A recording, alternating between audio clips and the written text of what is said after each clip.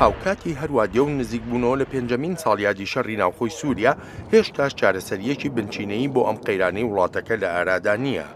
زۆرێک لە شیکەرەوە لەو بڕوایەدان استراتیژێتی نێونەتەوەیی بۆ چارەسەرکردنی قەیرانی سووریا شکستی هێناوە و پێویست بەوە دەکات گۆڕانکاری تیادا بکرێت. What I come to for Syria is a model that says that what we're going to need to do کاتێ دێینە سەرباسی سووریا ئەوەی پێویستە بیکەن پێکێنانی لەشکرێکی نوێی ئۆپۆسیۆنی سووریایە. پێویستە لەشکێکی ڕاستەقینە بێت، لەشکرێکی گەورە و متمانە پێکراو بێت و لەشکرێک هێندە باش بێت کە بتوانێت لەگەڵ یارمەتی هێزی ئاسمانی ئەمریکادا بەرامبەر ڕژەمی سووریا و بەرامبەر دەوڵەتی ئیسلامیش بوەستێتەوە. بەڕێز پۆڵاک دەڵێت لە سووریادا پێویست بە هێزێکە کە وەک دامەزراوەیەکی نیشتیمانی لە وڵاتەکەدا کار بکات و ئەرکەکەی بنیادنانی دەوڵەتێکی نوێی سووریا بێت.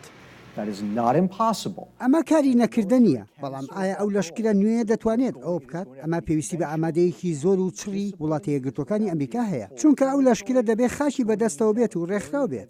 شیکەرەوە لەو بڕوایەدان چارەسەرکردنی دۆخی ئاڵۆزی سووریا هەر تەنها لە بەرەنگاربوونەوەی تونڕەوانی دەوڵەتی ئیسلامیدا نییە، بەڵکو لە ڕێگەگرتندا لە پەرەسەندنی ناسەقامگیری لە ناوچەکە و کۆنتڕۆڵکردنی ڕەوشی سووریا.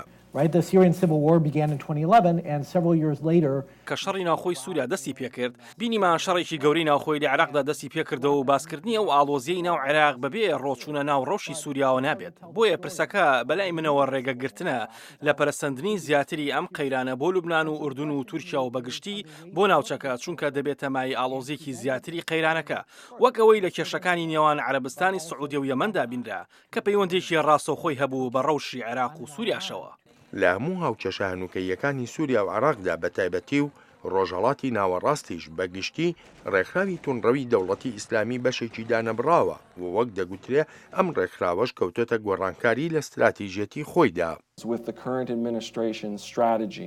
لەگەڵ ئەم استراتیژیەتەی بەڕێوەبەرایەتی ئەمریکادا دەوڵەتی ئیسلامی لە 125 ناوچەکانی خۆی لەدەستداوە و دەیان هەزار کەسی لێ کوژراوە. بەپێی لێدوانی ئەندامێکی پێشووی دەوڵەتی ئیسلامی بۆ ڕاگەیاندنەکان ئەم ڕێکخراوە چەکدارەکانی دەنێرێتە دەرەوەی ناوچەکانی بۆ فشارخستنە سەر وڵاتانی هاوپەیمان. بەڵام ئایا ئەمە استراتیژیەتێکی بەردەوامی دەوڵەتی ئیسلامی دەبێت؟ ئەمەش دەکەوێتە سەر استراتیژیەتی بەڕێوەبەرایەتی ئێستا و داهاتوو وڵاتە یەکگرتوەکانی ئەمریکا.